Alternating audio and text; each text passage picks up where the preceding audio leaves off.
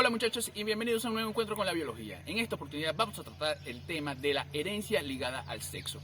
Podremos ver cómo hay enfermedades que se transmiten dependiendo del género de la persona. Así que te invito a visualizar el siguiente material.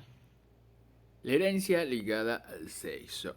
Un gen ligado al sexo es aquel que el locus está ubicado solamente en uno de los cromosomas sexuales y ausente en el otro. Estas son características que presentan y que llevaron a Thomas Morgan a realizar estudios similares a lo que hizo Gregor Mendel, pero él utilizó la mosca de la fruta. Y Thomas Morgan fue un genetista estadounidense que estudió la historia natural, zoología y macromutación de la mosca llamada Drosophila melanogaster. Esta mosca contribuyó significativamente a identificar cuáles fueron, cómo la herencia tiene que ver con el sexo de los padres o de los progenitores. Morgan realizaba dos descubrimientos notables. Primero, la existencia de los cromosomas sexuales y la confirmación de lo expuesto en 1902 por Sutton, que decía que los genes se ubicaban en el locus de cada cromosoma y que constituyen los grupos de ligamiento. En esto consistía la teoría cromosómica de la herencia. Cuando los genes están muy juntos se transmiten ligados, pero si se encuentran muy separados lo hacen de forma independiente y se cruzan las leyes de Mendel. Uy, ¿qué es esto? Esta es la mosca de la fruta, la Drosophila melanogaster. Esta mosca es una especie del díptero branquicero que de la familia Drosophilae recibe su nombre debido a que se alimenta de frutas en procesos de fermentación, tales como manzanas, bananas, uvas, mango, entre otras. Fíjense bien, tiene unas características muy distintivas y esta ha contribuido al desarrollo de fármacos para combatir los patógenos responsables de diversas enfermedades, desde infecciones de la piel hasta la neumonía y meningitis. La investigación más reciente con la mosca de la fruta se ha centrado en la patología de la enfermedad del Alzheimer, porque a pesar de que las moscas tienen un cerebro muy simple, disponen de nervios y músculos altamente desarrollados.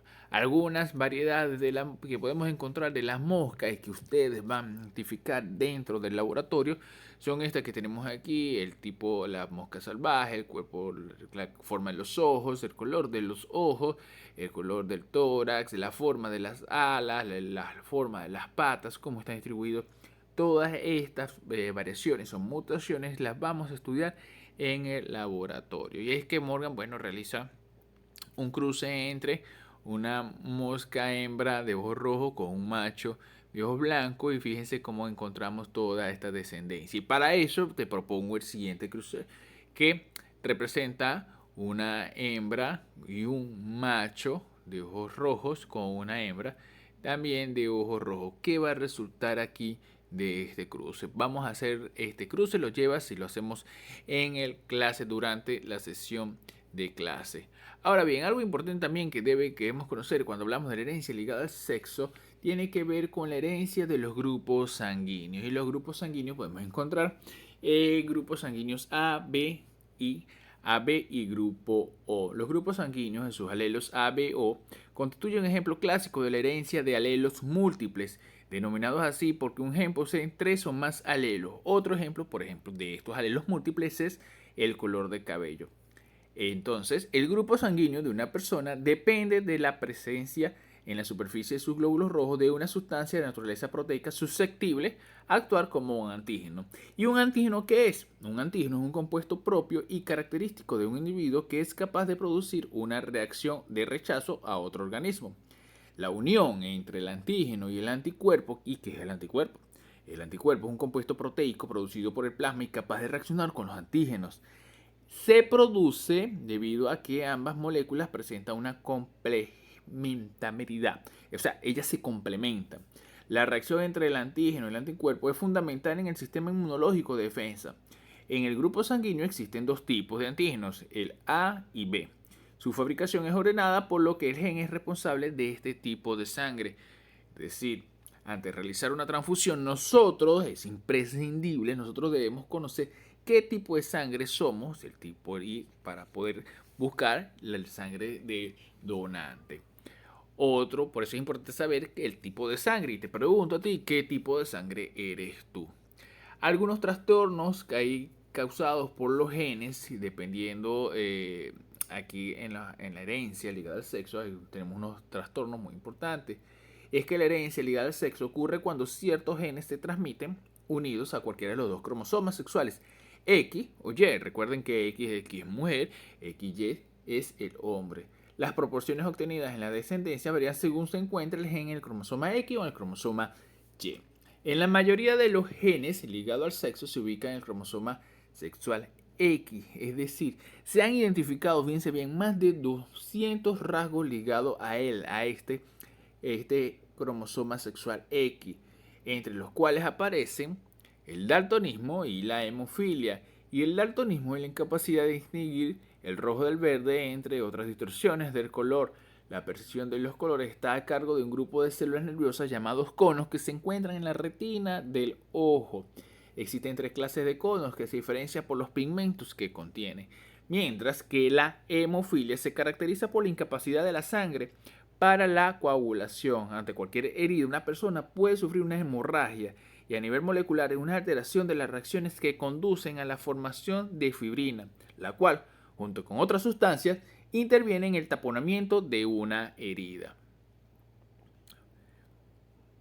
Esto es una de las formas del daltonismo, de las diferentes expresiones que existe usted del daltonismo. Vemos aquí como ve una persona con visión normal y los diferentes tipos de daltonismo según la variación o el color que no pueden percibir, ya sea el verde, el rojo o el azul. Mientras que la hemofilia podemos observar en este gráfico cómo una herida de una persona normal puede ser sanada, coagula y se está taponada, ¿sí?, para evitar la hemorragia de sangre, mientras que una persona con hemofilia no tiene la misma suerte y su sangre no coagula y por eso sufre el riesgo de tener una hemorragia.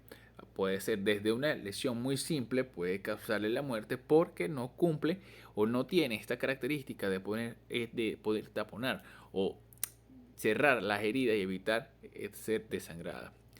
Fíjense bien, podemos observar entonces cuando aplicamos cruzamientos y vamos a ver la herencia ligada al sexo, podemos encontrar fenotipos y genotipos. Fenotipos, por ejemplo, una mujer con visión normal tiene este genotipo XD con la D en mayúscula, ¿sí?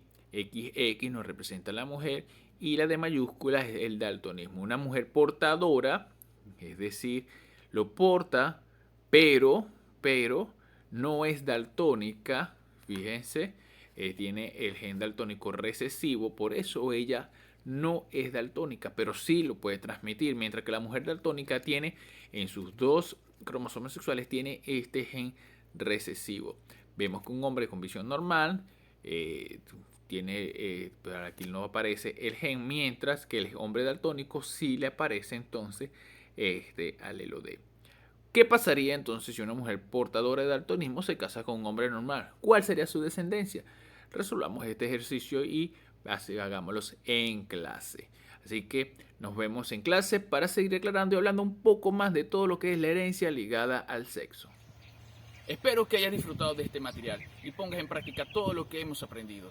Te invito a realizar las actividades que se encuentran dentro del instructivo. Nos vemos en nuestra próxima clase.